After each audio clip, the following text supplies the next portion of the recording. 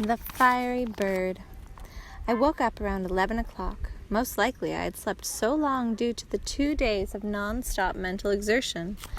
As soon as I woke up, I once again wanted to see my son and talk with him about the bathhouse. To tell him this wasn't simply a bathhouse, it was a multifunction structure. It could serve as an outdoor fireplace where it would be great to sit with your friends or family. You could also dry clothing, mushrooms, and many other things in it. You could bake bread and prepare tasty dishes in it.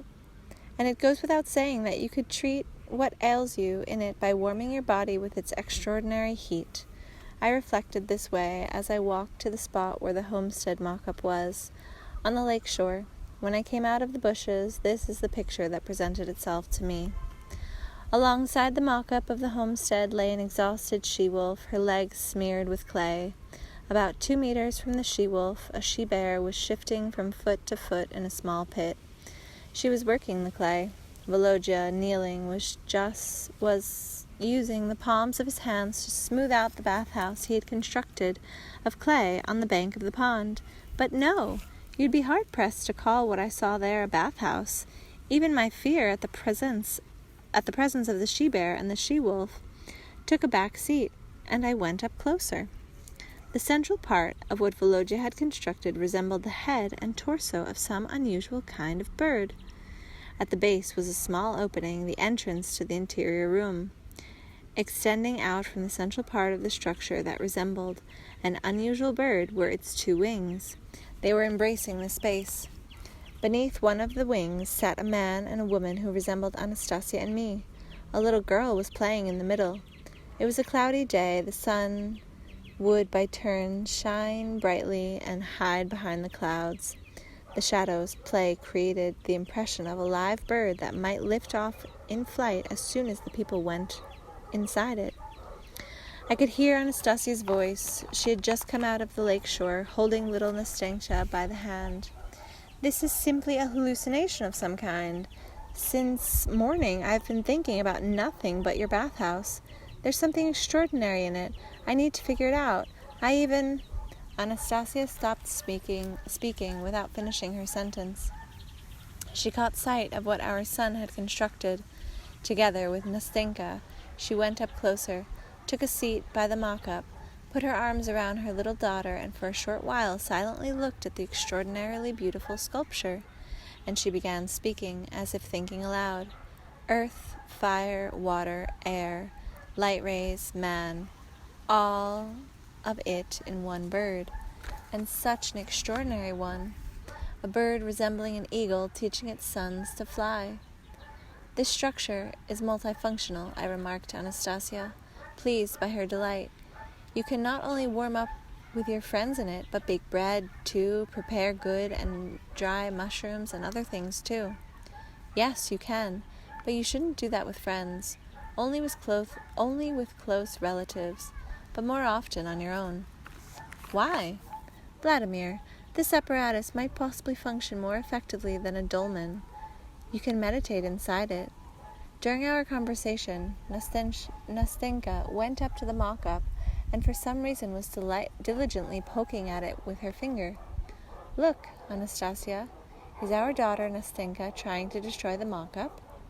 I think she wants to show that we need to make some small round openings in the cupola, make little windows that look out into the 4 sides of the world.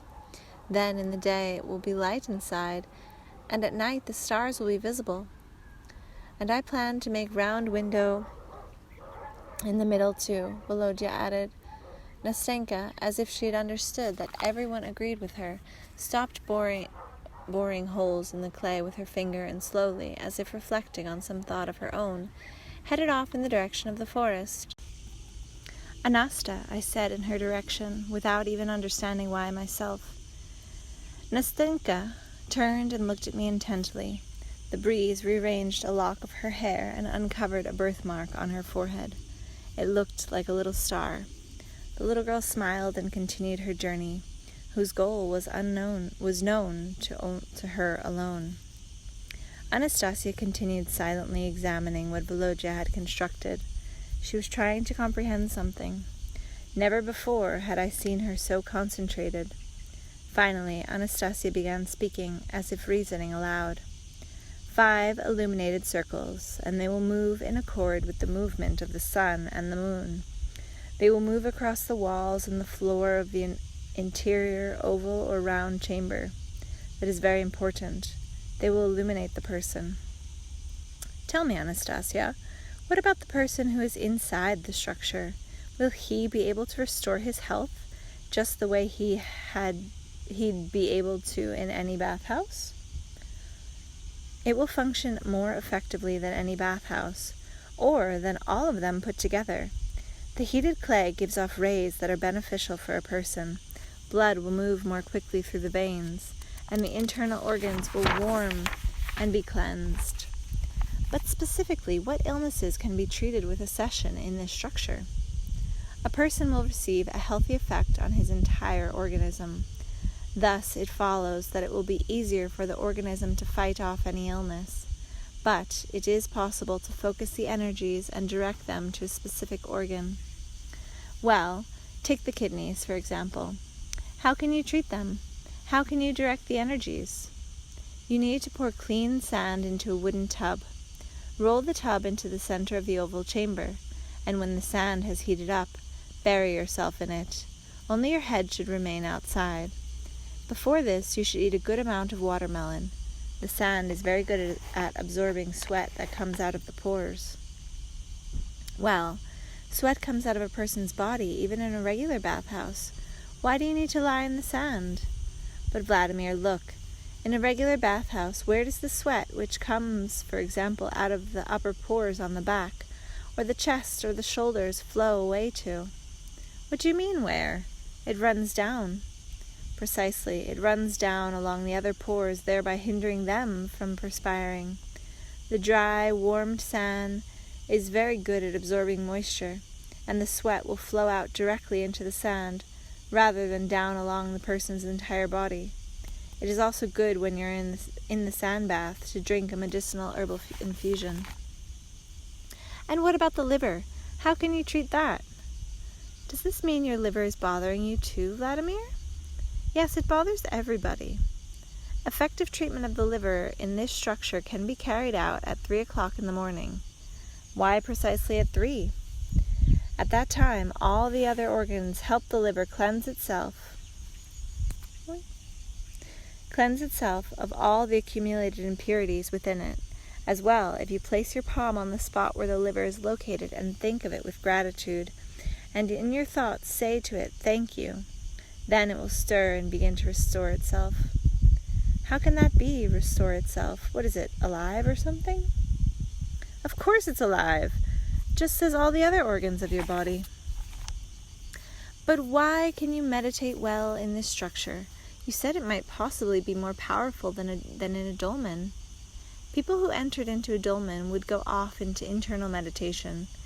They were trying to transmit information to their descendants. The dolmen aided them in this. This unique apparatus is even more effective than a dolmen. It can help transmit information, but it can also, under certain conditions, receive information from the universe and transmit it to the person inside, while hiding away deep within itself any negative information.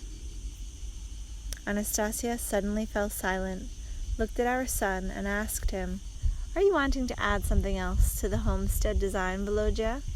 "Yes, Mama, but first I want to be alone for a bit and think." "All right, we won't hinder you." She took Nastenka by the hand, intending to leave, but Veloja said, "Let Nastenka stay." And Nastenka, hearing her brother's request, quickly slipped out of Anastasia's arms and headed for the mock-up.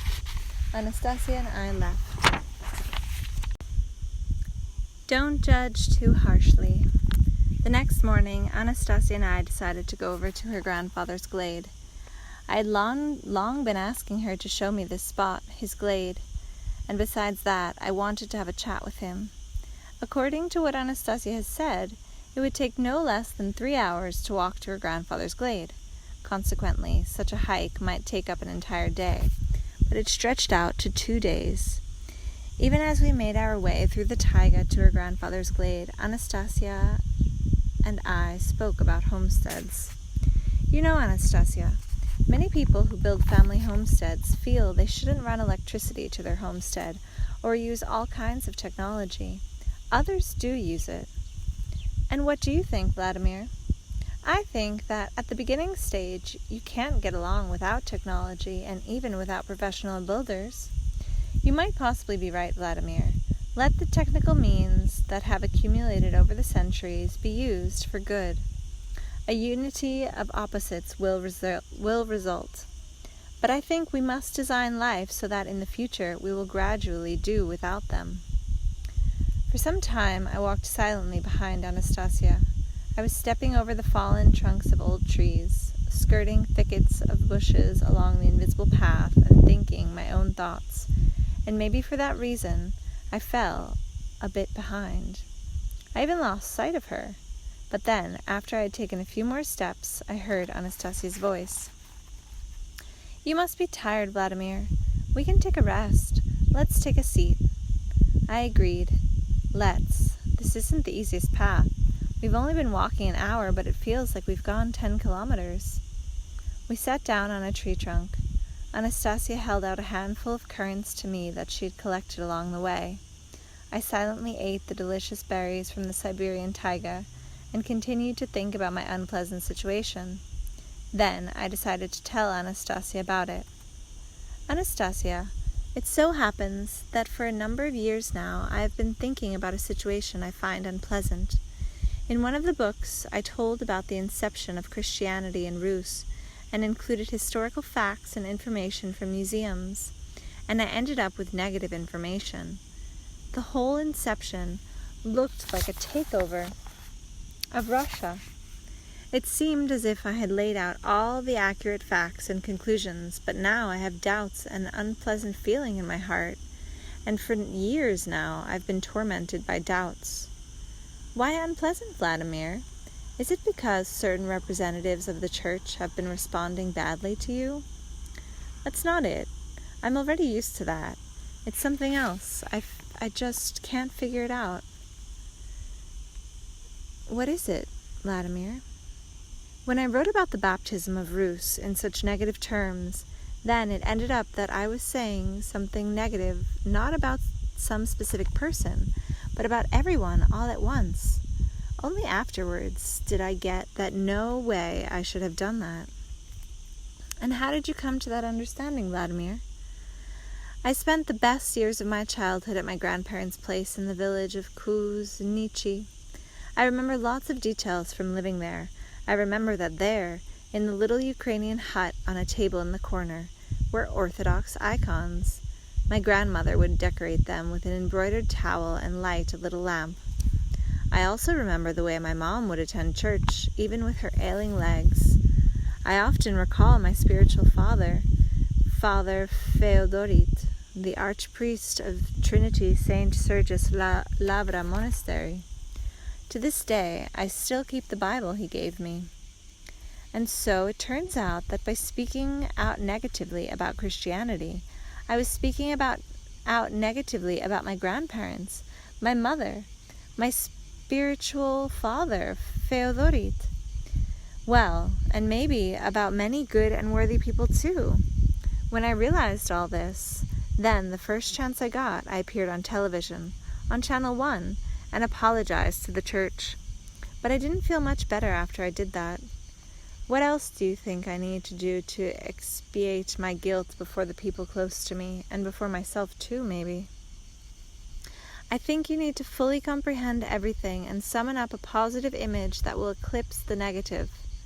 Of course, it's easy to say comprehend everything. I've been trying to do that for more than a year, and I'm not doing such a great job. But tell me, how do you feel about religions? Maybe you prefer some, and disavow or even reject some other false ones. Vladimir, I don't understand what meaning you assign to the word disavow, but I will try to show you the links in your family chain. Take this twig here. That will serve as your saber for serving those links of the chain that you disavow. A depiction of a long chain of people holding hands arose in the space. The people of the first group wore crosses and little icons around their neck. Do you see, Vladimir? These are your relatives of the Orthodox faith, and those wearing turbans are Muslims. They also figure into your genealogy. And now here is a large group of people who today are called pagans. Next, holding hands, come your forebears from the Vedic period. Behind them come the blurred outlines of people of the first race. And we can also say of them that these are people from the first civilization on Earth. They are blurry because information regarding them has not been articulated in the space, but your relatives are present there too. The first person in this family chain was created by God, and even now holds the hand of God. In all who follow also exists a particle of God. One day it will come to pass that the next person born of your line will come to know all and will sense everyone. He will also link hands with God. It may be that this will be you, or it may be your great-granddaughters. The circle will be formed. The circle, Alpha and Omega and Alpha once more.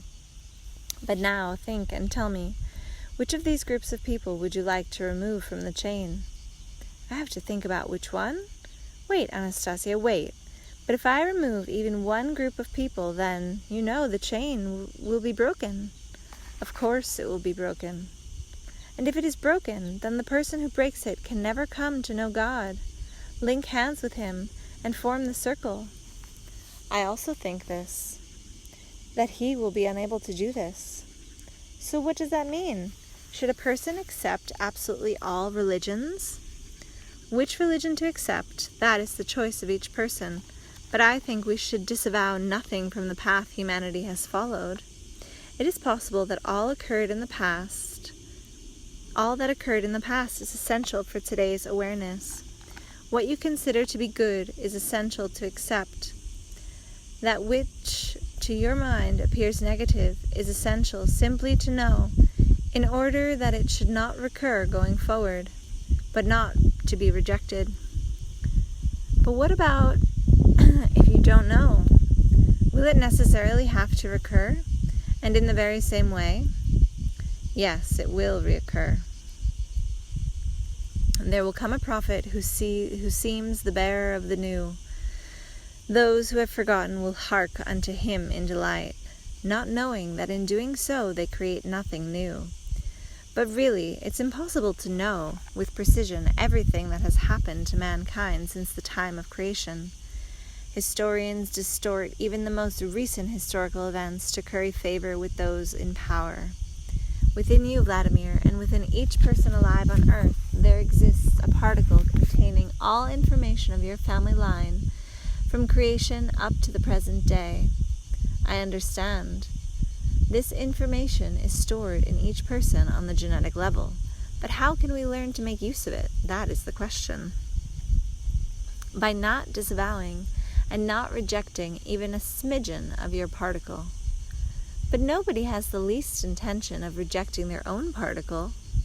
When you disavow information about the past that has come to you from outside, you at the same time reject that particle that is within you.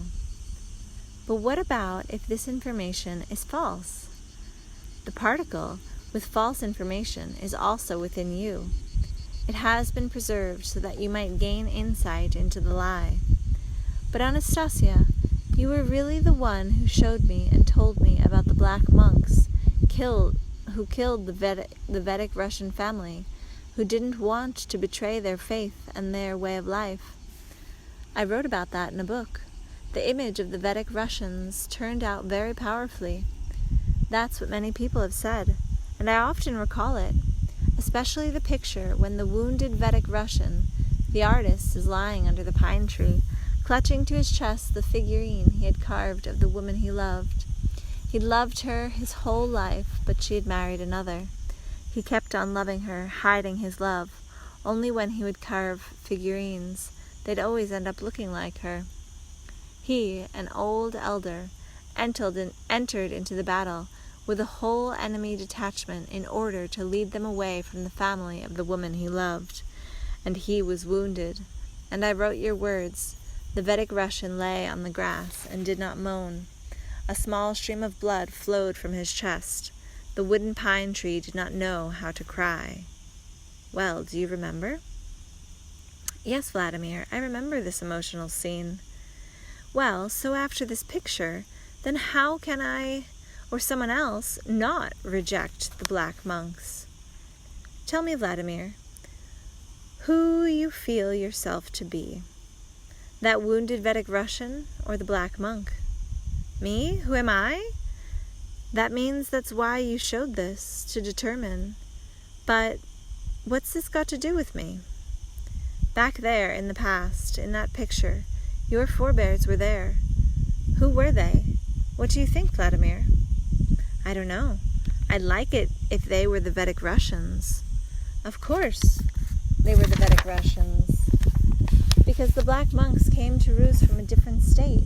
Tell me, Anastasia, have I understood all this correctly? Tell me. Vladimir, don't get agitated. Take in the information calmly. Your ancestors really were Vedic Russians, but the screeching black monk, too, was your ancestor. Everything arose from the whole, and this means all are brothers. Forgetting this, peoples fight amongst themselves, thereby destroying within their opponent their own selves. It was this way, perhaps for a reason, with the beginning of the new millennia, a new era has arrived as a new awareness of existence on Earth, the era of the beautiful transformation of the Earth. It's arrived? It's already arrived? Basically, I have a feeling inside me, too, that something new is going on in the world, especially when I see the way people are setting up entire settlements of family homesteads in deserted spaces. Are they the ones who will lead the new era forward? Their awareness and feelings represent something new for the world. But, on the other hand, you watch the news on television and everything there is just the same as it's been. Right off the bat, they talk about who among the leaders met with whom and how much oil costs and how many years they have been harping on about economic crisis, but they don't suggest anything significant. On television, Vladimir, you are seeing news of the past life. The universe is already alive through different dimensions. Commit everything from the past to memory. Leave nothing out. Take with you your ancestors' prayer-fed strength. How am I to understand that? What does prayer-fed strength mean? What does it look like? From generation to generation, your ancestor would look upon an orthodox icon each day, pray to it and dedicate it to their thoughts, their hopes, and their requests. It would hearken unto them and try to help, and with each day the icon itself would grow stronger. It will help you, and it has helped already. As well esteem the Rosary and the Quran that were given to you by the Grand Mufti of the Muslims, and the Bible of your father Federate. Remember, with reverence, the day when you appeared before the people in the great Christ the Savior Cathedral, and the day when, in the most beautiful Lailala Tulipan Mosque, you sat before the people who had crowded in the hall, at a table, and alongside you were an Orthodox priest and a rabbi. You spoke of homesteads. Ecologists spoke in support of you. Do you recall that day? Yes, I do recall. The Grand Mufti organized that event, and people of various faiths came to the mosque then, and they were all grateful to him. But I remember something different, too. I remember the slanderous articles in the press. I remember how there was an orchestrated attempt to ridicule me on television, on Channel 1. Perhaps it is necessary, this slander directed toward you? Necessary? For what? What are you saying, Anastasia? You enter into a palace and a temple, a hero, yes. You were unable to bear up beneath the brass trumpets and the fanfare of speech. How can you be saved from yourself by means of yourself? Come on, I have no self and no pridefulness, only fatigue. So that means it was due to fatigue, Vladimir, that one day when you appeared in the hall packed with readers in the capital of Belarus, you began to eject the bishop from the church publicly. That was due to fatigue? Oh, it wasn't serious about that. They told me before my appearance that he and the crowd applauded you. The collective thought was energized and took off. And what's up now with the bishop? But we are speaking not about him right now, Vladimir, but rather about you. You wanted to understand how you feel about religions, to get a feel for this and figure it out. Yes, you must do this only yourself. But I will tell you of future events. Perhaps the information concerning them will help you. It will happen before long that more than 150 leaders of various countries will come together. One question will they address, with scientists taking part: how to reduce the amount of harmful gases that are emitted into the atmosphere by human deeds, gases that threaten the planet with disaster. But the 150 leaders of the earth will be unable to make a decision that will save us, and they will go their separate ways. And the harmful gas created by mankind will continue to kill the planet. What can you say about such a situation, Vladimir? What can I possibly say here? Heads of state have come together numerous times to solve the question of how to improve the ecological situation, but to no end. Most people don't pay any attention to these meetings anymore. Well, because not a single state has announced any workable proposals. And if there aren't any workable proposals on the agenda, then what's the use of a meeting? It only makes people laugh. And what would you consider a workable proposal? The kind of proposal where the majority of people on Earth will change their life's priorities. The desire will arise to perfect one's dwelling land, instead of working at harmful manufacturing plants to get money to subsist on. No ruler is in a position to stop these harmful manufacturing plants, because unemployment will rise, and there will be riots, and his power will end up being threatened. That means that heads of state are not in a position to stop a global disaster. But perhaps different authorities, spiritual authorities, are capable of doing this. The patriarchs of all the religions will come together, give their word before each other that they will call upon their congregations to perfect the earth's dwelling land. Yes, exactly. They'd be able to deal with this question more effectively and have an effect on the people and the authorities at the same time. And so that means that religions are important and needed. What do you think, Vladimir? Turns out they are important and needed. And it would be great if they could all direct their efforts towards perfecting both the spiritual and material dwelling land. But we need specifics here too. Your plan, Anastasia, is unsurpassed in terms of specifics, and people's hearts and souls everywhere are embracing it. But there is one circumstance that calls into question how viable it is. What circumstance is that? There is no doubt that the way of life for family on the family homestead, as you've shown it, is greatly superior to today's way of life for people in cities and rural areas. Even now, the number of families living this way without any support whatsoever from the government is growing steadily with each year. And there might come a time when the majority of the Earth's population will want to have their own family homesteads and live on them. And at that point, there won't be enough hectares for every family that wants one. Even now, people are talking about how a portion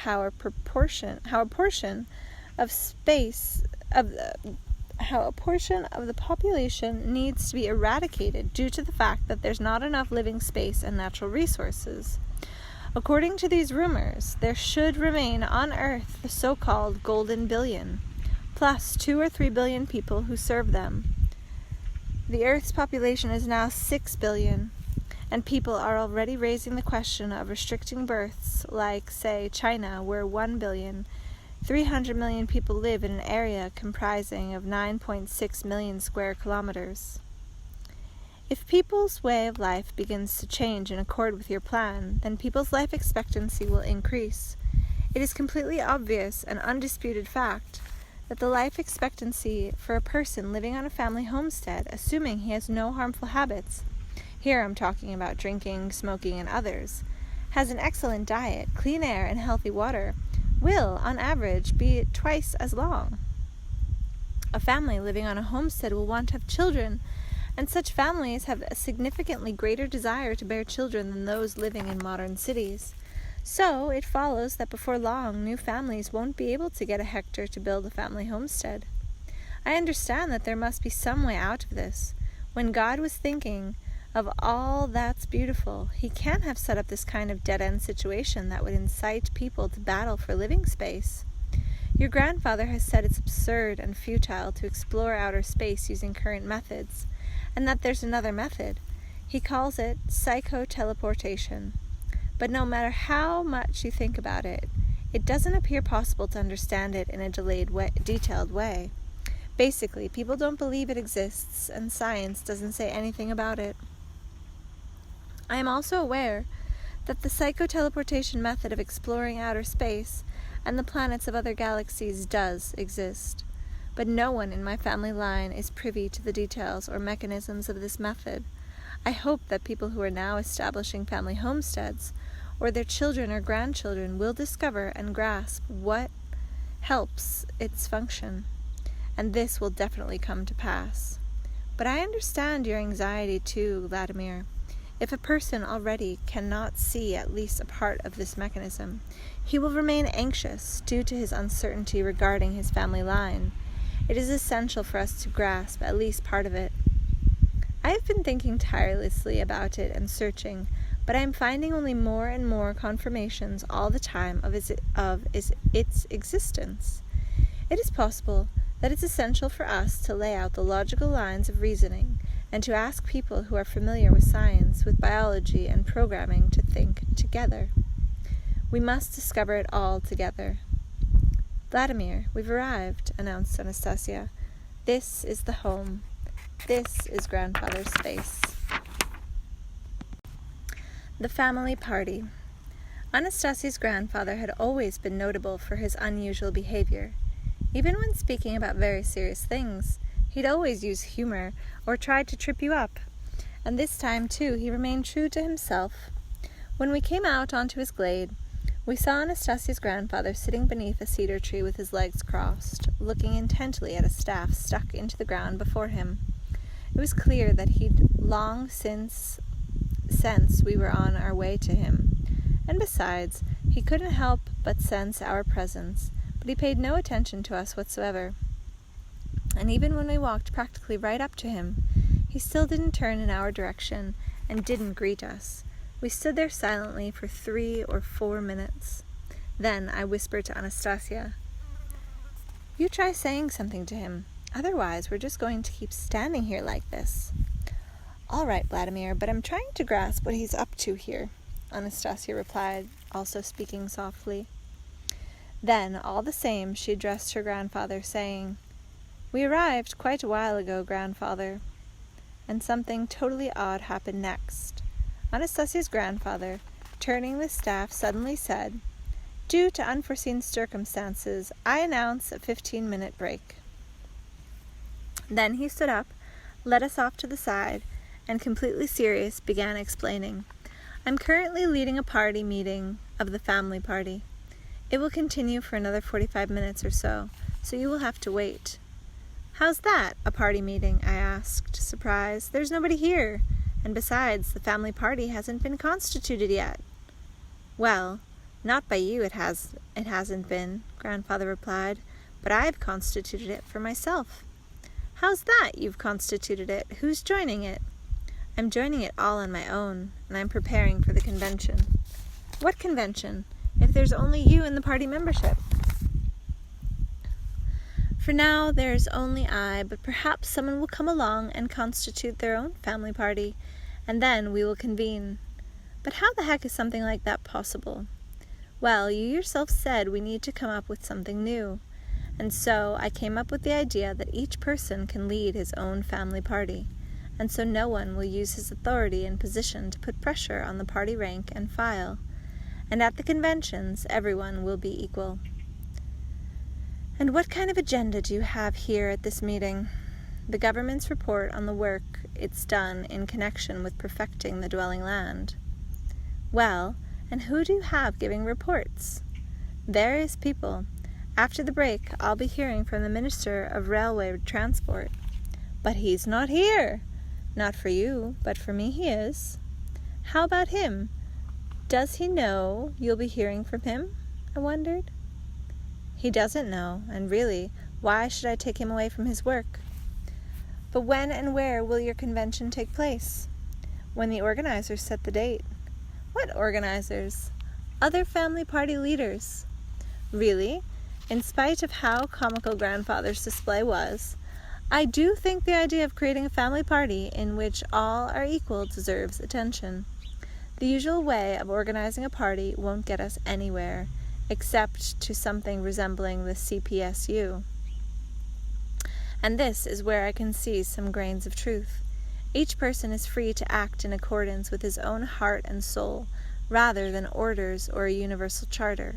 Different party members can initiate the best actions and endeavors and advances. It seems to me that in this case you'll end up with a lively community of people that develops on its own, in which each individual really can express his own initiative. As we took our leave of Grandfather, I said, matching his tone and trying to be serious, "From this day forward, I also constitute my own family party." Why go on and on about it? It's time for each of us to take action. Further developments connected to Anastasia's grandfather deserve a separate book, and I intend to tell about them at a later date. Exploring Virgin Planets. On our way back, as Anastasia and I were returning from seeing Grandfather, our conversation once again turned to the possible existence of a biological way for a person on Earth to explore other planets and galaxies. I reminded Anastasia, you mentioned that you think tirelessly about a biological way to explore other planets, and that you're finding logical confirmations of its existence. Can you lay out these logical lines of reasoning? We can begin now together to analyze the situation. Further on, you can continue on your own. All right, Anastasia, but you go ahead and start us off. First of all, it is essential to authoritatively establish the first fact. All that has been created in the technocratic world existed and exists in a biological and significantly more perfected form. Do you agree with this, Vladimir? Do you understand how important it is to establish this understanding? Of course, I agree. I'm not the only one who knows this. Many other people do, too. Man used to be able to do calculations in his head a lot better and faster. Each person had his own inner calculator. Well, and so on. You can cite a great many examples here. The example I like most is a person's birth. It's the clearest and most striking example, because two methods exist simultaneously in the world now, the technocratic and the biological. The technocratic method is when a scientist in a specialized institute takes sperm from a man and an egg from a woman, mix them together in a test tube that they keep inside a special apparatus. They keep it at the necessary temperature and humidity, and basically it takes a lot of fuss and resources. Now, the biological method is a lot simpler and more effective. A man and a woman in a bed. They enjoy themselves, and soon afterwards, a person is born. A good example, Vladimir. Only please, take note of one very important detail. Even so, when a person is created, even if it is via a technocratic method, what lies at the heart of him is the biological material. Yes, of course, that's what lies at his heart. You can't get anything without the sperm and the egg. And the biological method has no need to adopt anything from the technocratic world. Agreed. Not a thing. Well, except for a bed. Although you can get along without a bed, too. Basically, Anastasia, I totally agree, and I get it. The biological alternatives are significantly more perfected than the technocratic. When the technocratic man thinks up his so-called inventions and brain children, he's replacing existing and perfected biological mechanisms with primitive, technocratic ones. That situation is completely anti-rational. And nonetheless, time and time again, human civilizations, losing all memory of their natural capabilities, have replaced them with primitive, technocratic alternatives. We are unable to imagine now how one can get to another planet using a natural method. And in this very same way, people of a different civilization were unable to imagine the birth of a child in a non-technocratic way. Many women today cannot imagine giving birth to a child without others' help, without a maternity ward and technocratic equipment. If we continue further along these lines, then more and more children will be born using surrogate mothers.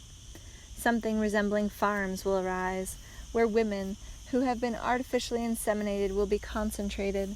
Their whole lives, they will bear children and give them up.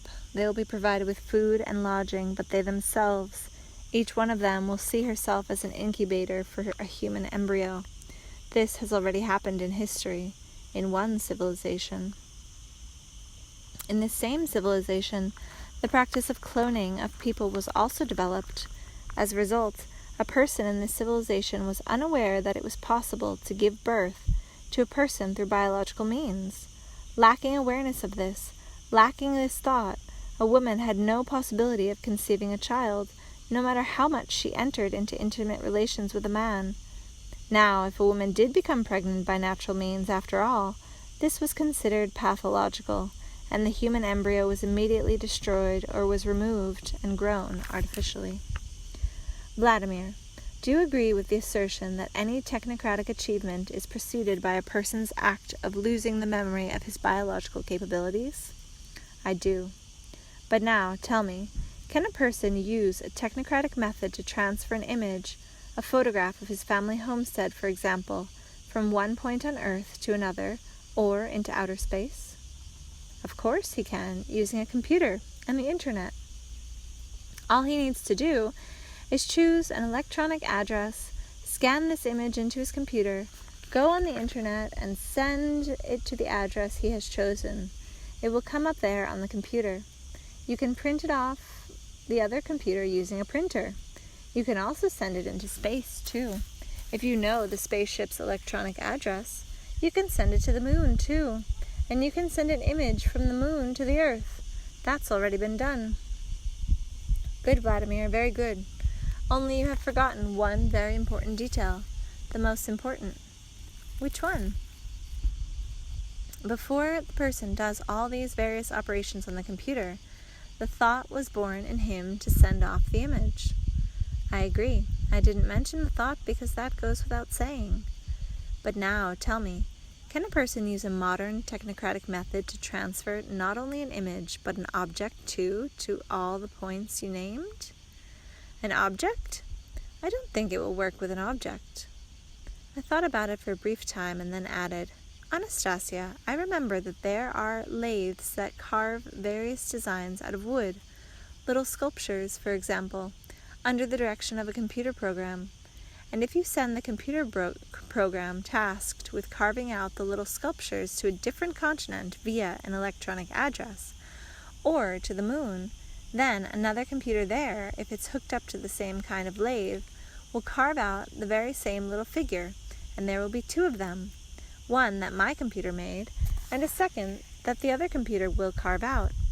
In that way, the little sculpture I have will be copied on a different continent, or on the moon. So, it follows that one can use a modern technocratic method to transfer or copy and recreate an object, even on a different planet? Yes, one can. But do you understand what this means, Vladimir? What? This means that there exists a biological method for transferring an object from one planet to another. And this means it is 1,000 times more perfected, simpler, and can be accessible to any person. The biological method requires the presence of no technology whatsoever.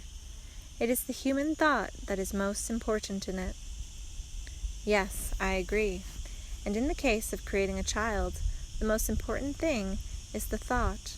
But a man who's thought about creating a child needs a woman too. And a woman who's thought about a child needs a man. Together they materialize what they've thought. Together they... Vladimir, the possibility of creation and birthing of a person by a man and a woman is the highest achievement. This means that it is possible. All the more so for a person to create a life on another planet using a biological method. For now, it is unclear what components are necessary in order to materialize him. Yes, Anastasia, a tremendous discovery. It would turn out to be tremendous if you or someone else could find or discover these biological components. We need to think. It would be possible to comprehend and sense much, were we to encounter that knowledge possessed by the people of the first civilization on Earth. People of the first civilization. I infer, I surmise, and the logic of life confirms this, that they possessed potentials greater than did God himself. But who the heck are these mysterious they? These are the children of God, people of the first earthly civilization. The first civilization? Does that mean there were ones that came after? And how might the first civilization have differed from those that came after? In the direction of its development, mankind, Vladimir, has not always followed the technocratic path into the dimension of anti-rationality toward disaster. In the beginning was the first civilization, which developed in a different direction. We will call it the biological path. They made use of all that was originally created by God. A person of this civilization would study the divine creations and, with their help, would perfect his dwelling land. The divine creations are perfected, but each generation must be more rational than the preceding one. Such is the way God programmed it. It could be no other way. Were it another way, God could not be called God, and his creations, lacking the potential for becoming perfected, would represent the end of creation. Man is the beginning of the great creation. And now it is taxing for us to even imagine that what the first civilization achieved, what heights in its divine development, and how the planet looked during the period of their material life. Naturally, people of the first earthly civilization might also have looked different than contemporary man on the outside, too. They had an ideal body build, and their physical health enabled them to hold within themselves immeasurably more energy than contemporary man is able to hold. Their original knowledge of the biological divine world that came from God enabled them to perfect it. All the scientific and technological achievements existing today in the technocratic world existed for them in a significantly more perfected biological form. Where is the proof that this civilization and their achievements existed? If you see a grown person, Vladimir, do you really need proof of the fact that this person was, at first, an infant and then a child? No, I don't. The person himself serves as proof that he used to be a child.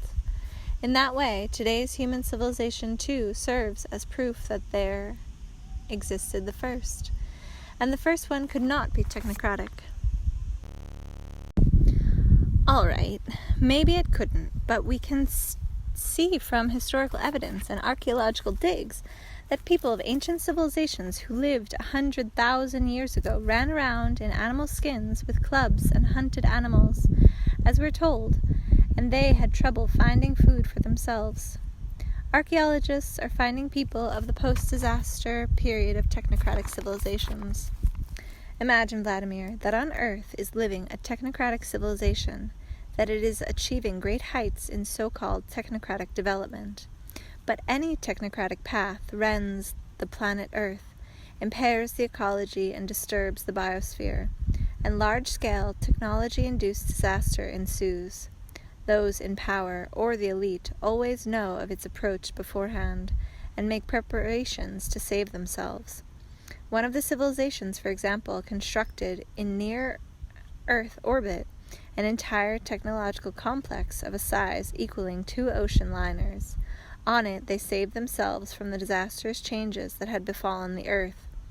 But this technological complex could not hold the people indefinitely, for it itself was mortal. The people who were saving themselves from the earthly disasters held out on it for around 60 years. Children were born to them, but there came a time when life on the artificial complex became impossible. The people, its inhabitants, began dying, and then the decision was made to return to Earth, and they returned. They landed in groups, in special capsules, on the Earth, which was cooling now after the Great Fire. Grass was already growing up anew, and the animal world was coming back to life. Not all the people managed to end up in this kind of oasis. Those who ended up in the desert or on red-hot lava perished. Those who managed to land on a plot of land where life had been partially preserved rejoiced at their luck. Now I will show you. Look, there they are. There are but 6 of them, coming out of their red-hot capsule. They are rejoicing at the little green grass and the air they can breathe. Here are 2 children, a little boy and a little girl. They are examining a currant bush and the bugs on it with interest. And here is an elderly man without any hair at all. He's returning to the capsule, and before long he carries a box out of it. There's food inside it. The person sets the box on the ground, looks at the little boy and the little girl by the currant bush, and walks up to their mother, who is standing nearby. It is best for you to go far away from this place and take the children with you. We have enough food left for no more than a week. Your husband has died, and I am your distant relative, but I have no intention of protecting you when the fight for food begins. Give us at least a day's worth of food. Take it yourself, but try to do it so no one will notice you, and leave quickly. The woman walked up to the box on the ground, bent over as if adjusting her shoe, and quickly took 3 little tubes of some substance and hid them beneath her jumpsuit. Then she quickly walked up to her children, and saying something about wanting to show them some even more interesting bushes, led them off far away from the craft lying on the ground. The people who had returned to Earth possessed knowledge of the technocratic world. They could use computers and satellite telephones, operate an automobile or a spaceship, but their knowledge was now absolutely useless and even hazardous. All communications and the majority of machines on Earth had been destroyed. Many of those that remained were radioactive and posed a mortal danger. The mother, who left with her son and daughter, carried on her family line, and once again for millennia mankind developed in the technocratic direction. Archaeologists excavated huge ancient cities. They excavated the graves of the forebears, finding them in crude hunting weapons, and concluded that they were seeing primitive people at the beginning of their civilization. But they were seeing people at the end of their civilization. Archaeologists would sometimes find cave drawings of people dressed in pressurized suits. The scientific world put forth hypotheses that man arose from extraterrestrial beings, that in antiquity mankind had received knowledge from extraterrestrials. But, just as before, they did not even want to entertain the thought that in the cave drawings of beings in pressurized suits, they were seeing people at the end of their civilization. But then, where is the first civilization now? It has disappeared. It disappeared suddenly, for some mysterious reason. At the moment of their disappearance, the people of the first civilization erased all information about their achievements from the universal database. They did this in some inconceivable fashion. Why they took such steps, one can only infer and surmise. Well, so what do you infer, Anastasia? I infer that, perceiving themselves as in control of the fates of the universal world, they also recognize within themselves the germs of the anti-world, anti-rationality virus, and understood that they lacked within themselves sufficient immunity to it, and at that point they detonated themselves psychologically, along with their achievements, leaving on Earth those who were more infected with the virus of anti-rationality and anti-world than the others, so that they could follow it to its conclusion and come to fully know the dimensions of anti-rationality. And now we, the descendants of the first civilization, will come to know conclusively the essence of anti-rationality. And one instant before the planetary disaster, we will bring rationality and anti-rationality into balance within ourselves. All the achievements of the first earthly civilization will open up within us in a new and more perfected form. But if, as you say, their knowledge will open up, does that mean there somewhere that they exist? They exist within each person. Anastasia suddenly broke off her tale and froze. What's happened, Anastasia? Why did you stop talking and freeze? Something has happened in the universal space. I sense that, Vladimir. I sense the vibrations. Do you also? I don't sense a thing. Just some little breeze started to blow. Yes, a breeze, but it's variable. Well, maybe it's variable, but what of it? Did something bad happen or something good? I don't know, Vladimir. Only one thing is clear. What has happened has disturbed the space. But where did it happen? On the shore of our lake, I think. And what are you saying? The whole universe reacted to this thing that happened? It always reacts when interesting or unusual information appears. Let's run over to our lake as fast as we can, Anastasia. We set off walking as fast as we could. At times, when the taiga would allow me to, I tried to run. Only once did we sit down to rest, and then once again rushed toward the lake.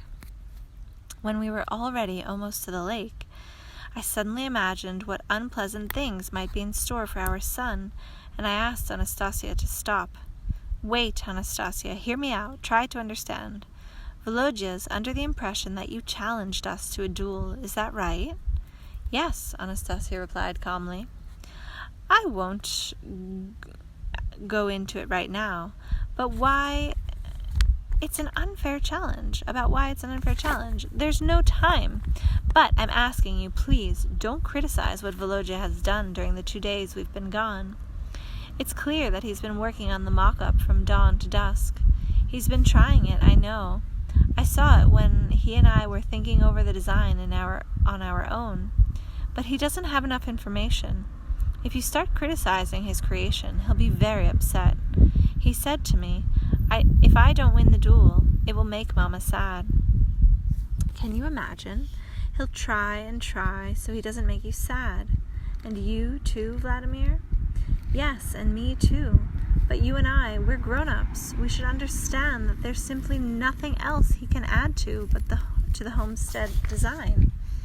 The earthen wall around the perimeter was a brilliant idea, but it's already been articulated, and the pond's been settled, and you haven't rejected where we've put the home with the small veranda around it. What's left? Flower beds? Raised vegetable beds? That's the small stuff. The technical construction details aren't significant. You need to understand, Anastasia, there's no room left there for creativity. I mean, you yourself have already done everything. You gave us a hint and didn't leave anything for our son. At least praise him for trying. I cannot praise him just for trying. That would be humiliating praise. Humiliating? But putting a child in a position where there's no way out, that's not humiliation. No, that's not humiliation. It's mockery. Please believe me, Vladimir. I'm not mocking our son. Not at all. Within him are little parts of you and of me. Information and knowledge gathered by your ancestors and mine. He has been raised and taught by grandfather and great-grandfather. Our son's capabilities are yet to be revealed, but I am certain that they are great. Maybe they are great, but I'm trying to explain to you that there's no area left for creativity, for him to display them. The homestead design has already been created. You feel it's been created, but for a long time now, I've been under the impression that even so, neither you nor I, nor the people who are creating homesteads are aware of some key purpose of theirs. Many sense it intuitively, and for this reason the thought to create a family homestead draws people in. This thought is on the level of feelings. They are not fully clear or grasped. Something very important for the future and for eternity has not been grasped. From the moment of man's creation and up to the present, within him has lain all that was created in the beginning, and they, the man-gods of the first civilization, are secreted away within each person, in the form of a small and perhaps microscopic particle. It's possible that they can see or feel what is transpiring. When I excessively, precipitously put our son in a difficult position in regard to you, it is possible that this particle responded, that it couldn't help it, and perhaps the time has come. It is possible that Veloja senses, feels the knowledge stored within him. His structure, this fiery bird, turned out too extraordinary in its beauty and function. Anastasia, please understand. You are asking the impossible. You want our son to explain something to you or to create something, but you yourself don't know what exactly. You only feel some new potentials for the family homestead, but Veloja might not even know about your feelings. My feelings lie within our son too, Vladimir. I was walking behind Anastasia, fully aware that she wasn't going to pull any punches with our son or praise him for no good reason. And she might even start criticizing him too, but I wasn't going to criticize him. I made a firm decision. I had to find some kind of words to say to cheer him up and praise him for trying. I fell a bit behind Anastasia. When I came out of the taiga, I saw that she, standing by a cedar tree, was focused on peering from afar at what was transpiring on the shore. And on the sandy shore of the taiga lake, surrounded by century-old cedars, Veloja was making some kind of incomprehensible structure. It was a simple square or rectangle that framed the earthen mound and enclosed it on both sides with little clay walls. The little walls at the corners were white and higher than along the sides. On the square's inner edge was the pond, and next to it his unique bird, and in the middle of the square, right on the sand, sat Nastenka. That was it. I understood that Anastasia wouldn't be praising Veloja. There was nothing to praise him for. He had made the bird before, and he basically wasn't the one who had come up with the earthen mound. Either he hadn't had time to construct the home and farmyard structures, or he didn't know where to situate them. To tell the truth, the square was a little bit strange. I turned to Anastasia and said, "Veloja hasn't managed to do anything special, and since that's the case, there's nothing here to criticize." But Anastasia gave me no answer and didn't even turn in my direction. It was as if she had lost track of everything and was focused on studying the square. I set off in the direction of the square my son was fussing with. But here's where something incomprehensible happened. When I came to within a few steps of the homestead mock-up, I stopped. I didn't have the strength to move further. It was as if the space around me was suddenly transformed. On the outside, everything was still the same, but my sensations, unbelievably pleasant sensations that seemed familiar, or as if they had come from another lifetime, were enveloping the whole surrounding space and warming my body from within. I was afraid to move. I didn't want them to go away. I just stood there and looked at a corner of the square, at a corner that was shaped like a little white home with a window and a door. I had begun to come to when I heard the voice of Anastasia, who had walked up. She addressed Veloja, who, kneeling, was smoothing out the uneven parts of the outer wall with his hands. "May I ask you something, my dear son?" Anastasia seemed agitated to me. Veloja stood up, went to Anastasia, gave her a slight bow, and replied, "I'm happy to listen to you, Mama. Have you found a new definition for the concept of a home?" "I've been trying to seek one out, Mama, and I decided that a person should simultaneously build a home for both himself and his Hector. Then they will be inseparably connected to each other and united in their space. Tell me about your mock-up, Veloja, and about how it's meant to function.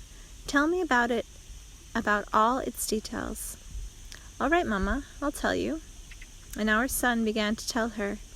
It was as if, through his telling, the conventional labels of the extraordinary family homestead came to life in the mock-up. Veloja pointed at the depression in the wall. "This here is the entrance to the home, Mama. It's located not on the roadside, but on the forest side." "You mean to say that this is the entrance to the territory of the family homestead," Anastasia clarified. "The entire family homestead is the home," Veloja replied, "and for that reason I called it the entrance to the home. And the person should wipe his feet before he walks in.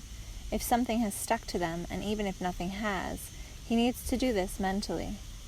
"Now, this wall," Veloja said, pointing to the greenhouse running along the Hector's perimeter, "is the living wall of the home. The plants growing inside it will be warm and happy. This is a clay wall heated by the rays of the sun that pass through glass, or the transparent plastic sheeting Papa has spoken of from above. During the day, the clay wall will heat up. During the night, when it's cool, it will begin giving off warmth to everything growing inside. There are rooms inside this wall. It's a place where various garden supplies and tools the person will use will be stored. And in this space, Mama, Veloja said, pointing to an oval extending out from the homestead's perimeter, a person can sleep and eat in the winter. Next, there's a compartment where the firewood is kept. The various domestic animals, chickens, swans, a goat, a pony, a hedgehog, peacocks, and doves, are housed amongst the corners of the living walls that abuts the forest.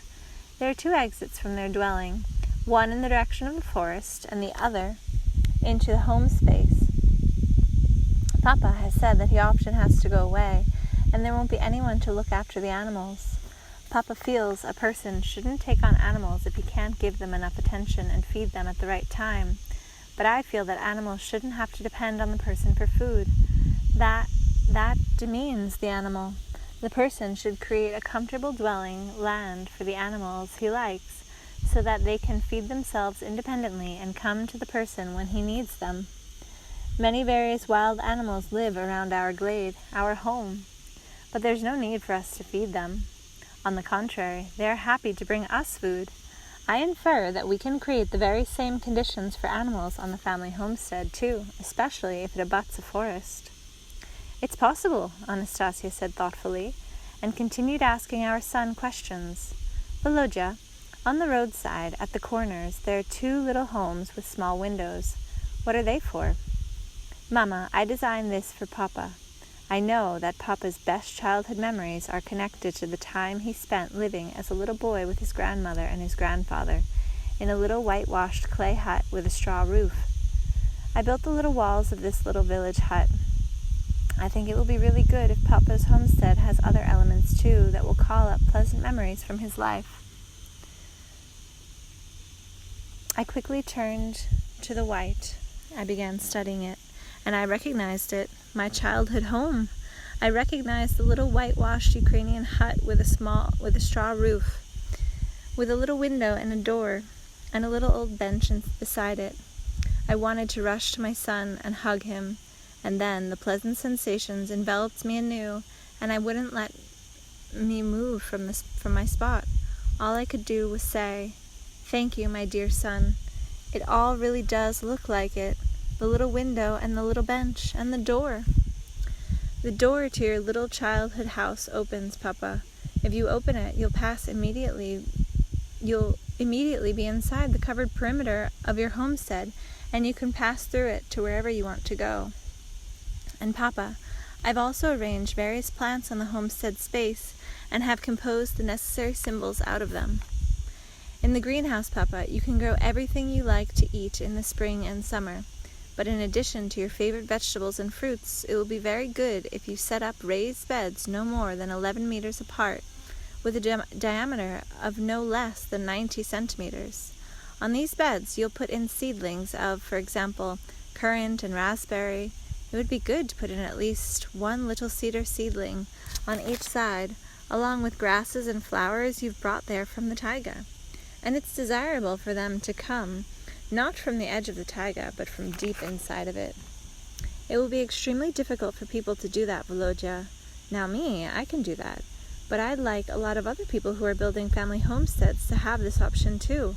A lot of them won't be able to put in plants from deep inside the taiga. There are no roads in the taiga. You can't use public transportation, and you can't carry much out on your own. And then you still have to spend a long time hauling it back on public transportation. All of this will require no small financial expenditure, and when you add it all up, the plants you deliver from Siberia will cost significantly more than that are growing in nurseries and sold right on site or not far away. You know, there's even a saying, for a cow abroad you'll pay a penny, plus 100 for her delivery. And besides that, can you explain why you should get plants from deep in the taiga when you can dig them up in your local forest or get them from your nearest nursery? But those will be different plants, Papa. After all, you yourself have told me about how, for example, the milk agaric mushrooms that grow here and that you can eat raw differ significantly from the milk agaric mushrooms that grow in the region of Russia you call the central region. The cowberries, too, differ. And, Papa, the currants and raspberries differ, too. If you yourself has written in your books, Papa, that scientists have spoken of this, too, such as the academic palace. Tell me, Veloja, is the way they taste the only reason we need to fill these raised beds with plants from deep in the taiga? That's not the only reason, Papa. Taiga plants will not admit the anti-rational information of the world in which you have to live. When they're set out along the perimeter, they will not let that information through into the territory of the homestead. Local plants, which you call regionalized, have gotten used to it to a greater degree and will let it through. In particular, plants that do not produce seeds provide no barrier whatsoever to this information. I know about that kind of plants. They're called genetically modified. Papa, it's important for the perimeter of the homestead to be able to not let unnecessary hostile information you don't need through when it transports you to another spot.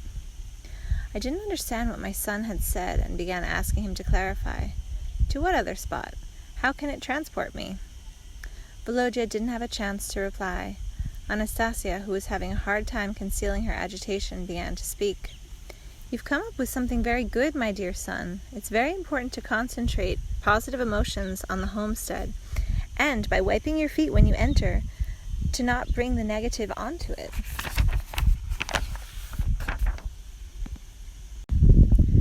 The burning blood of the ancestors. Anastasia took me by the hand. I felt the pleasant warmth of her tender palm, and I also felt how agitated she was, and I glanced at her face. Anastasia was looking into the center of the homestead mock-up. I also looked into its center. Nothing special there, unless the little white sticks arranged in the center had caught her attention. Once again she asked our son a question. Tell me, my dear son, what does the white circle located in the center of the homestead represent? I began explaining, instead of my son. It represents a small, round greenhouse. That's what Veloja and I decided on. Our little white sticks represent some kind of transparent material, glass, for example, or polycarbonate, or plastic sheeting. For a long time we couldn't stick it anywhere. It didn't go with anything, but now that Veloja has placed a greenhouse along the whole perimeter of the homestead, I really like it. Here you get both a greenhouse and a fence at the same time, and various utility rooms too. And I like it that Veloja made a small round greenhouse in the center too. Now it fits. Now it even goes really well with the whole perimeter of the homestead. I think that what we have in the center is not a greenhouse, Vladimir, Anastasia said in a whisper, slightly agitated as before. Veloja heard her and calmly said, addressing me, Mama's correct. The little white sticks in the center of the homestead do not represent a greenhouse. What do they represent? I asked my son. In the center of the homestead, Papa, I have placed a circle of mirroring water. I asked him to clarify. Is it a mirror, or what? You can put it that way. A mirror with mirroring water, Veloja calmly replied. Very original, actually. You've situated a round mirror on a small rise in the center of the homestead. The clouds are reflected in it, and the sun and the moon can admire themselves in it, and streaks of sunlight will fly off it and go dancing throughout the whole homestead. There's nothing like it in any landscape design, and I've looked through a lot of them. Very original. You've stuck little red leaves around the mirror, Veloja. What do they represent? Anastasia asked, speaking quickly. That's a flame burning, Mama. Where did the flame come from? From oil and gas, Mama. After this answer, Anastasia squeezed my hand a bit more strongly and asked our son the following question. Did they allow you to light their blood on fire, Veloja? Yes, the souls of our ancestors allowed me to light their earthly blood on fire, Mama. If they had not wanted this, then what came to me wouldn't have come to me. Suddenly, Anastasia's grandfather spoke, and I could sense agitation in his voice, too. Perhaps that's enough of distracting a person from important business. After all, you haven't done all you're going to do with the mock-up yet, have you, Veloja? No, I haven't done all I'm going to do, grandfather. Then go on, do all you're going to do, and no one will bother you. Yes, go on and do all you're going to do, Veloja. We'll get out of your way for now, Anastasia added, and led me off to the side, away from the extraordinary family homestead design. When she had sat herself down near the trunk of a large cedar, I asked, Anastasia, I can feel that you're agitated for some reason. Am I right? Yes, Vladimir, I am agitated. Much of what our sun is doing does not exist on Earth today, nor is there information about it in the universe either. That, which he has created in the center of the homestead, you called it beautiful and original, but it is not those words, not only those words that describe what has been created. The construction Veloja told us about is an apparatus, and the main component of the apparatus is of unheard-of power, a biological mechanism. I can sense this, but I cannot find a precise word to describe its properties. Perhaps such a word does not yet exist. We can only speculate about this device's capacities, its unheard-of capabilities. But please, Vladimir, do not rush me. Allow me to gradually come to an understanding of what I have seen. A gift from the first earthly civilization. I surmise that all the separate details in the homestead design, when taken together, form a unified whole. It is possible that the homestead is a biological device or mechanism, or something else previously unimagined by consciousness. We have to think, we have to solve this riddle. The elongated oval of your Hector is framed with an earthen mound with clay edges. The mound is covered over with some sort of transparent material. Inside are various plants. There must be something significant in them. Veloja said the plants can be ordinary ones, vegetables, for example, tomatoes, cucumbers, and various greens, leafy plants. Basically, everything a person wants to eat. But you have to put in raised beds with a diameter of about 90 centimeters, spaced no less than 11 meters apart. On these beds, you have to put out plants from deep in the taiga, because they won't let the information of the anti-rationality through. That's what he's saying. Yes, they won't let it through. In this way, the perimeter functions as a membrane. A membrane for what? For everything located inside the membrane. The greenhouse situated along the perimeter, where all the areas a person requires for living and for his homestead needs have been incorporated, looks pretty and sensible. Within a few years, the need for this transparent dome will fall away. The most important thing remaining will be what is growing strong and firm beneath it. Our sun has pursued quite an extraordinary goal. He has fenced the homestead space off from the pernicious influence of the anti-world and anti-rationality, using the most powerful fence you can possibly imagine. It is not the clay walls and the transparent dome that play the most important role in this fence, but the plants inside the structure. They will exert a psychological effect simply by being there, and they will help you immediately bring opposites into balance within you. How will they help me bring opposites into balance within me? That's some kind of mysticism or magic. There's not a joy of mysticism or magic here, Vladimir. Rather, it's science, the one you call psychology. Imagine you drive up to your homestead, and from far off you can see the little white walls of the little home of your childhood, and this immediately calls up positive emotions on you. Then you get out of the car and wipe off your feet, once more mentally cleansing yourself of negative information. The gates open wide before you, and your gaze takes in the living magnificence of your family homestead space, which will never cease to amaze and delight you. Unlike a non-living picture, it will always be varied. New flowers have blossomed on the raised beds and trees, and the light playing in a new way. Or the little flowers stirred by the breeze will enchant you each time. Then you will want to take a look at whatever might be transpiring inside the fence, and you'll go into it. Its beautiful living richness and its airs will completely draw you away from the negative information of the anti-world. Yes, it really is great. The homestead will also play the role of my personal psychologist, and an extremely effective one at that.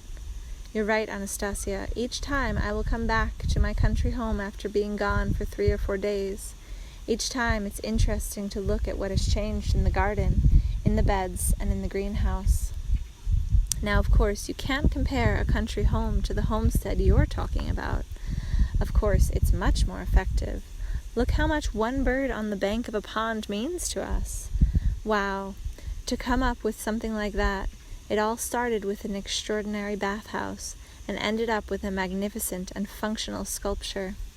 Now I understand that it will also have a very strong psychological effect. It certainly will, Vladimir. The bird will greet you, both when you have only just crossed the threshold of the home, and when you light a fire, and when you go inside the bird so as to warm your body and soul. Tell me, Anastasia, but why did you take such notice or get so frightened when Veloja started telling you about the mirroring structure in the center of the homestead? The little walls of the little white hut from your childhood, the greenhouse along the perimeter of the living organism inside it, the earthen bird with the burning heart who strives to carry a person off into the sky. It is possible that it is a more perfected analog, the mirror in the center reflecting the heavenly bodies. Anastasia stood up, pronouncing her words precisely, the way she always does when speaking of something significant. She said, "Vladimir, our son has created a mock-up. He has constructed a biological interplanetary ship." "What?" I was amazed. "Anastasia, are you sure?" "Yes, I am sure. It is possible that we need to use a different word to name it. I don't know this word as of yet, but I am sure that the intended function of what we saw is to teleport the space along with the people located in it. A person who builds a family homestead using the elements of this design will, without a doubt, be able to build his own world on a different planet, and this world will be beautiful. In the center of the homestead is located part of the apparatus a person can use to transform, to psycho-teleport, to transfer the space along with all of its contents to other planets and other worlds. Part of, but then where? I've understood it, Vladimir. Before us is a mock-up of a beautiful family homestead, and at the same time before us is a mock-up of a perfected interplanetary ship. It is capable of moving at the speed of thought, of reaching in one instant the moon, Mars, or Jupiter. Distance is basically of no consequence at all for it. It can cover a distance of 1 meter or a distance of 1,000,000 light years in one and the same amount of time.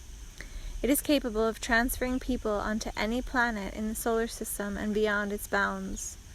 But Anastasia, scientists have proven that there's no life on planets, at least not the closest ones.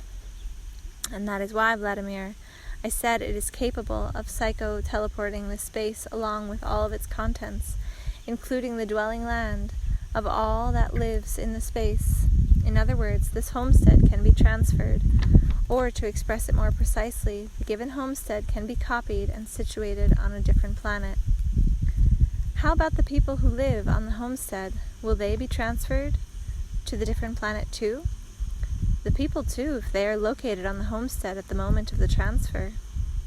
But if there isn't any fertile soil on the other planet, or if it is 300 degrees or 100 below zero, when the space is teleported, something akin to an explosion takes place on the planet, and as a result the existence of the new space is secured. Teleporting the space. Unbelievable information, Anastasia. It's even hard to imagine that such potentials exist in man. Perhaps you are mistaken in your conjectures. These are no longer conjectures, Vladimir, and I am not the tiniest bit mistaken. Previously, this information did not exist in the universe. Now it has appeared. But what is most important is that the particle of mankind's first civilization, which exists within me and within you, just as it does in each person as well, will allow this information in. You know, Anastasia, I'm only just now starting to understand how mighty those 4 words of the universal law are. Perfect the dwelling land. Turns out a person can perfect his land to such a degree that he becomes a god. I mean, because when he moves to another planet that hasn't yet been made habitable, man will begin creating life there, like God did on Earth. Man will never become a god, Vladimir. Each person is the son of God or his daughter, and God, the creator and parent, wanted his children to be more perfected than he himself, and they most certainly will be. They will be, by bringing anti-rationality and rationality into balance within themselves. We heard the voice of Anastasia's grandfather, who had come up without us noticing him. Now that is real scientific progress. He will open up a new era for mankind. Anastasia stood up. Her grandfather, an elder with graying hair, but an erect posture, stood there, leaning on his staff and looking thoughtfully at the shore of the Taiga Lake. "Granddad, are you speaking of Veloja's design?" Anastasia asked her grandfather. "What can one possibly say when an epiphany comes? Throughout the millennia, he or they, it's unimportant, which have turned the living teachings of messiahs and scientific luminaries into incoherent gobbledygook. He has shown the potentials of people living on the earth. He has created a new image of man, or has brought back the man who was called the Son of God, a man capable, like unto God, of creating on lifeless planets a life more beautiful than earthly life." "People will have a hard time believing something like that," I remarked to grandfather. "Fine. Even if someone doesn't believe, then what of it? What remains for an unbeliever who doesn't believe in his might? To be born? Yes. But to what end? If the ensuing life is meaningless, if it is death? And then, again, the question, to what end was he born? For millions of years there has existed a multitude of teachings, and all about one and the same thing, that mankind should live in an expectation of receiving something from someone, and mankind has done so, closing off its thought and rationality. It has not thought about why and to what end the universe lights up the stars above man." "And now what? Will our son become a messiah?" Anastasia said bitterly. "He will have a difficulty holding his ground in the face of pridefulness. What's more, the anti-rationality will rush to seek him out." Everyone fell silent, and for some reason simultaneously turned in the direction of the homestead mock-up. At the same time, Veloja was heading toward us, walking with a calm gait. He was carrying Nastenka. She was hugging him around the neck and pressing her cheek to his. Veloja stopped a few steps away from us and set Nastenka down on the ground. He bowed to us all and began to speak. "Mama, don't worry, Mama. I know that if I become a messiah, then people will direct their thought to me with hope, and that means that they will not be directing their thought fully to creating." "What have you decided to do, Veloja?" Anastasia asked our son. "I need to go. I will dissolve, insignificant in the human crowd." After these words, Veloja looked at each of us, in turn, in the eye. The thought flashed in my mind that he was intending to leave forever, and as he was looking at me, I said, "Thank you, dear son, for your extraordinary, marvelous family homestead design. This will be the very best gift for my 60th birthday, and really the best gift I've received in the 60 years I've lived. Papa, this design is a gift not just for you. I give it to all the readers of your books. Let them take from it what they wish to take. Let it be for all of them. That means it's for me too. I want to give you a separate gift, Papa." At these words, Veloja slipped his hand beneath his shirt, took something out, and held his hand out to me. I watched as he slowly and carefully opened his fingers, uncovering the gift that lay in his hand.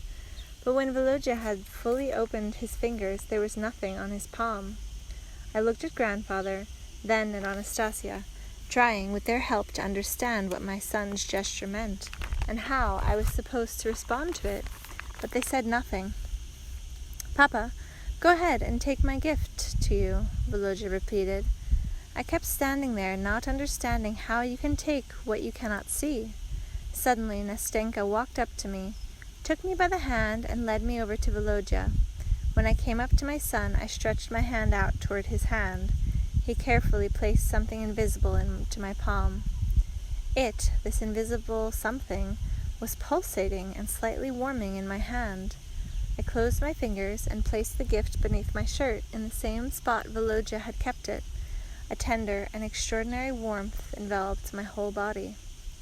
It will live in your home, Papa, and when you've built the homestead perimeter, ask it to fill the space.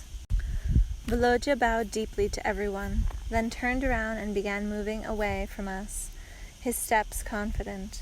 Then he suddenly vanished beyond the bushes, or dissolved in the space, and we all stood there as if spellbound, and both when he looked each of us in the eye, and when he was walking off, all we did was to silently follow him with our eyes.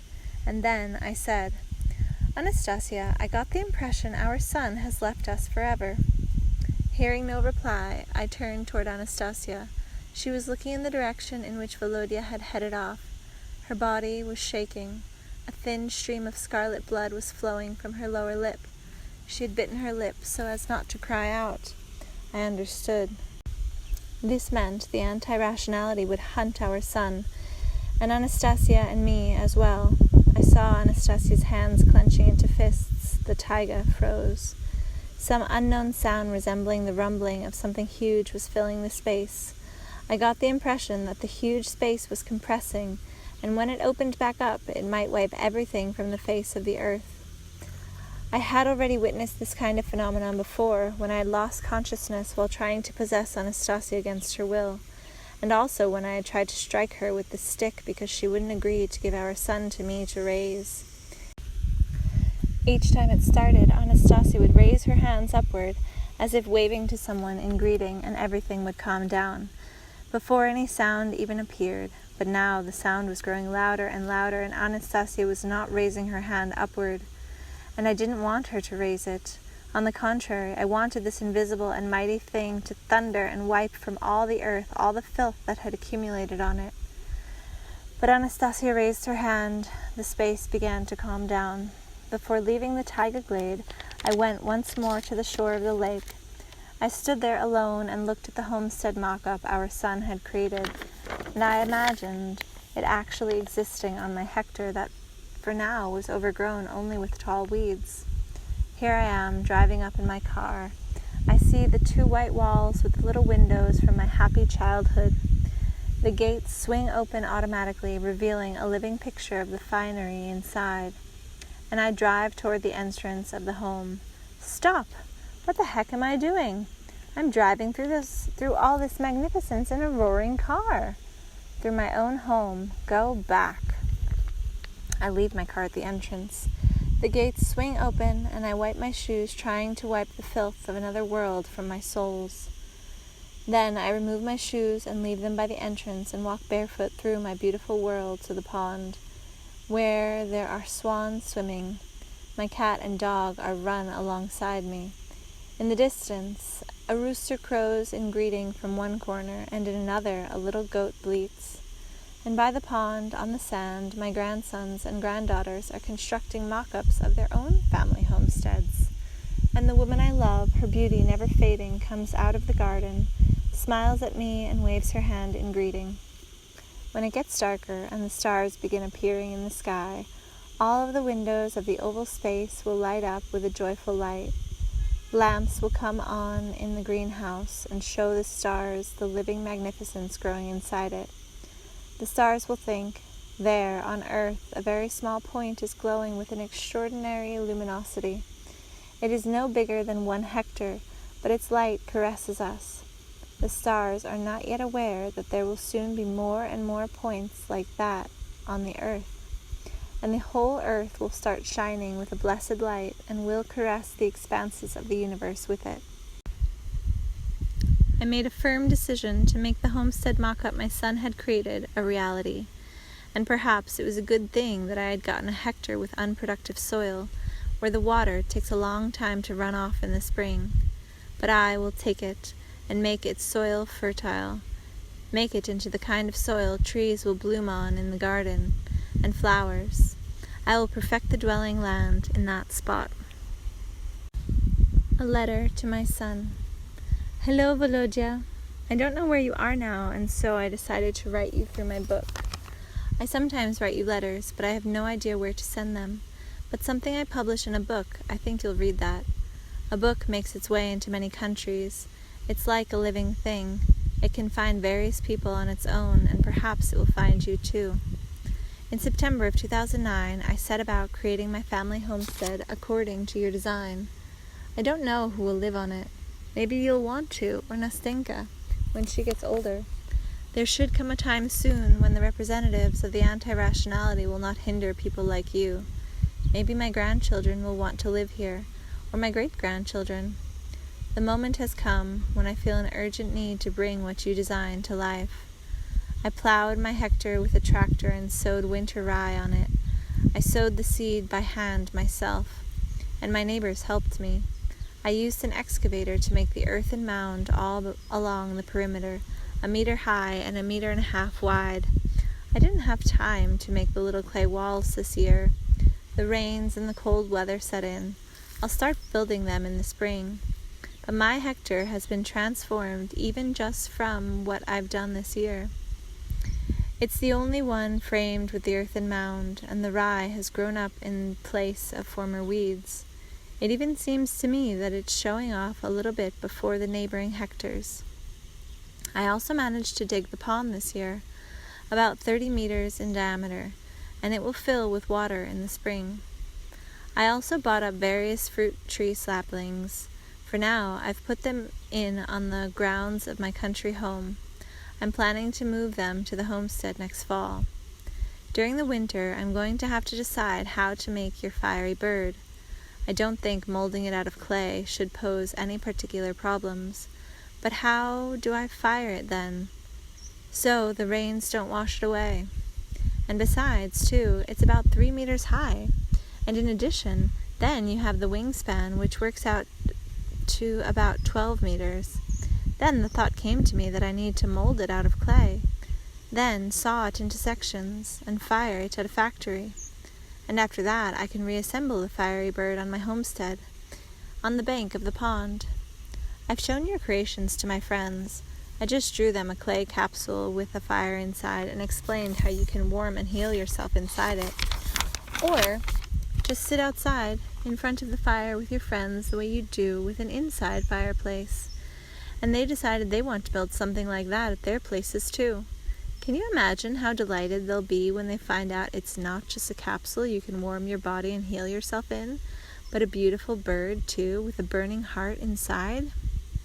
How in the world were you able to create such a miraculous thing? Anastasia surmises that the people of the first earthly civilization are helping you. If that's the case, then why shouldn't they help everyone who's set about building their family homesteads? However, on the other hand, since you've given your design to the readers, then they really have helped everyone. Oh, and Veloja, your mama also said that your family homestead design is a great and beautiful missive to mankind from some civilization that is unknown to the contemporary people. Whether it's on a different planet or in a different dimension, that's not important. It's entered into communication with contemporary people, and in the language of matter, too. And the contemporary society of people stands on the threshold of great and beautiful transformations. When your mama said this, I didn't yet fully sense the significance of her words, but later on, when I was reflecting about them, I became convinced that she is totally correct.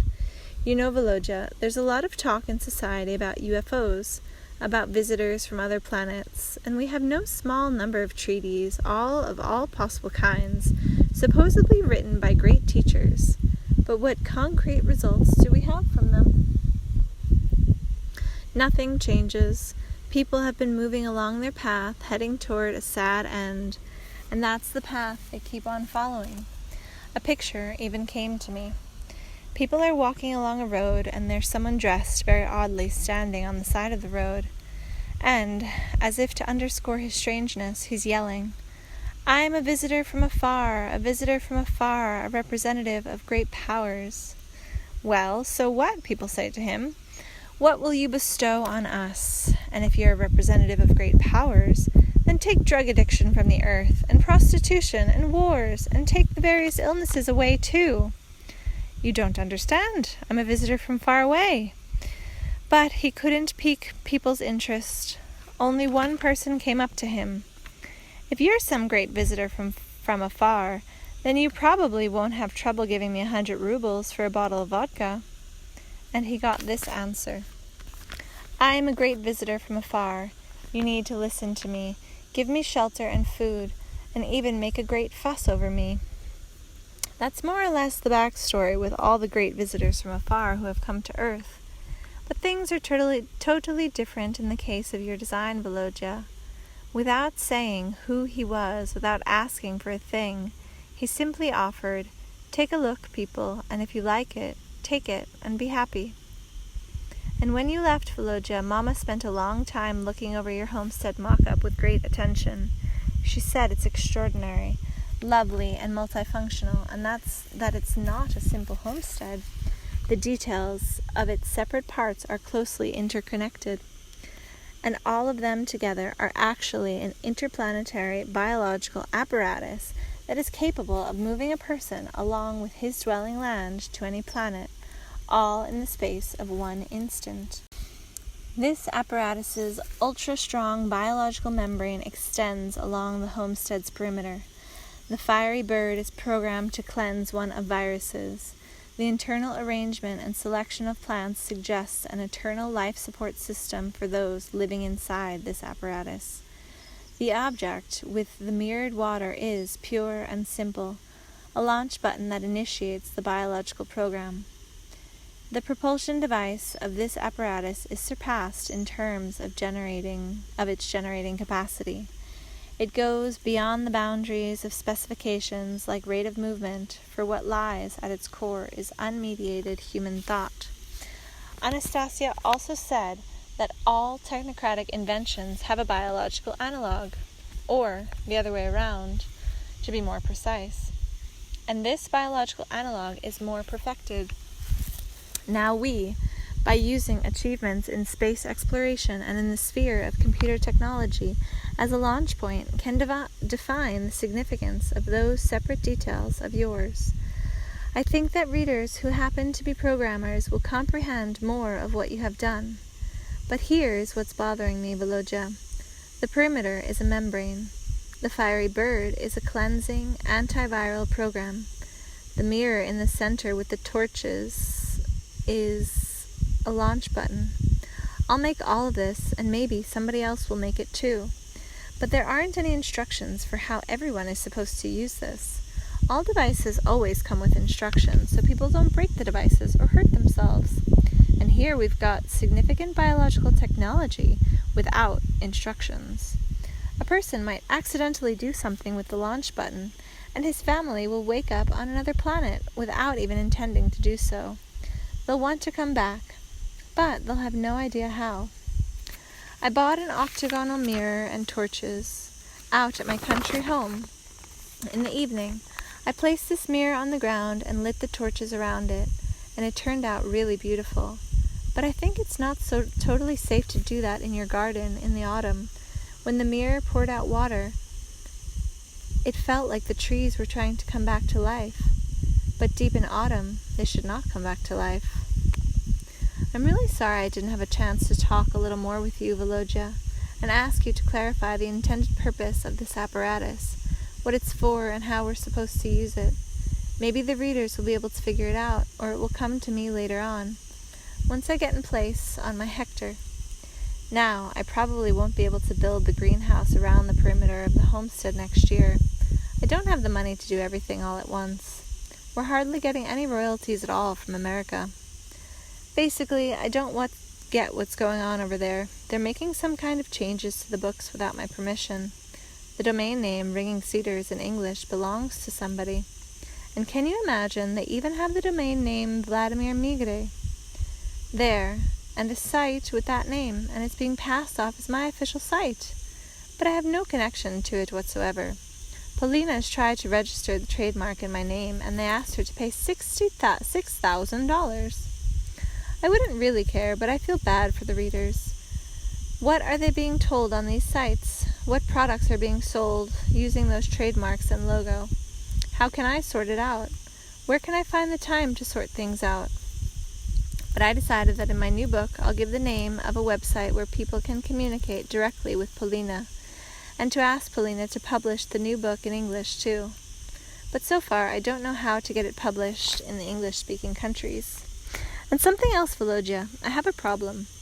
We have to come up with a comprehensible and concise appeal to those in powers in various countries. The goal of the appeal is to encourage each one of them to take whatever forceful measures they can to perfect the dwelling land on the earth. I've put together various versions of this message, but it always seems to me I could do it in a simpler, shorter, and more convincing fashion. Here's the latest version. Maybe it'll do. What do you think? An appeal. Dear Sirs, I have written a series of books called The Ringing Cedars of Russia.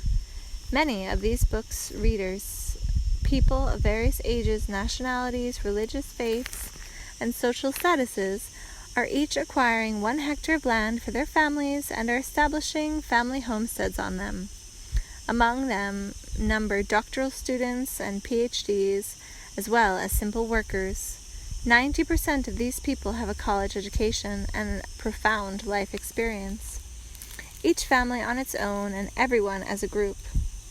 They are creating a dwelling land for themselves, their children and future generations that is more livable in all respects, in Russia and in the countries of the former Soviet Union. These people have already created more than 1,500 settlements made up of family homesteads without any government support whatsoever. They included large settlements with up to 300 families and small ones formed by 10 to 15 families. I do not know how many people are taking similar steps, whether united in small groups or for the most part on their own, in other countries where my books, The Ringing Cedars of Russia series, are being published. But they do exist, and their numbers are growing steadily. Dear Sirs, people have talked a great deal in the world about the need to improve the ecological situation on the earth. In certain regions, this situation has already reached a critical stage, and a global disaster looms. For some time now, conferences and symposia have been held at the governmental levels with many countries, the UN, and all possible NGOs. But, dear Sirs, where have we seen even the slightest result? The Earth's ecology continues to worsen. The only people taking real steps are the people who are founding their own family homesteads, people focused on improving man's dwelling land. Dear Sirs, I am not asking you to discuss the merits or weaknesses of my books or me personally. I'm asking you to examine the actual idea from the position of rational thought, and if you are unable, by drawing on contemporary science, to propose anything more effective than this idea, I ask you to recognize its essence and accept it. I don't know to whom specifically I should address this appeal. I'd also like to touch on another serious question. I often think about it. I try to find a solution. The thing is, Veloja, that given your approach to life and the way you understand the meaning of existence, it will be hard for you to find a bride, a girl who understands you. You probably already know that from the time they're little, many girls dream of becoming an actress or a model, or of marrying a wealthy man and going to resorts and having a maid at home. If you suddenly take a liking to that kind of girl, a girl who hasn't read the books and hasn't heard anything about family homesteads, after all, love is unpredictable.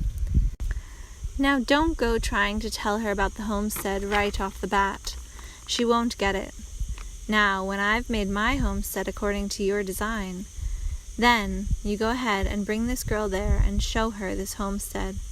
When you're approaching it, you tell the girl that it's yours, and go inside the homestead with her. Go in through the door of the white hut. The key to the door will always be in the spot where grandmother used to leave it. And show her everything that's there. Anastasia has said that when a woman sees a more perfected dwelling land than the one she's previously been in, the desire to bear a child immediately awakens within her, along with an attraction to the man who's connected to this land. Veloja, should you sense this kind of desire in your girl, then you can be certain that she will most certainly come to love you, and that her past, mindless inclinations will desert her. And Veloja, your little sister Nastenka, often visits your mock-up and plays in it, building little flower beds inside it. Anastasia says she has fervent thought. Anastasia has told me about Nastenka's past life, the one where her name was Anasta. That's all for now. The letter has turned out kind of long, but I haven't said everything I wanted to say. Be careful. Take care of yourself, Veloja. With all greatest respect for you, your Papa. An appeal from Vladimir Migre to his readers. Several internet websites now share ideas that are very similar to those of the main character Anastasia in the Ringing Cedars of Russia series. Many of these websites purport to be official and use the name Vladimir Migre. They even answer letters in my name. In this regard, I feel it is my duty to inform you, dear readers, of my decision to create an official international website, www.vmegre.com/en/. This will be the only official source for correspondence in all languages from my readers all over the world. By registering at and subscribing to this website, you will be eligible to receive information on the dates and locations of upcoming reader conferences, as well as other information. Our unified website will keep you, dear readers, informed about the Ringing Cedars of Russia movement throughout the world. Yours truly, Vladimir Migre. Read to you by Nicole. The end of Book 10.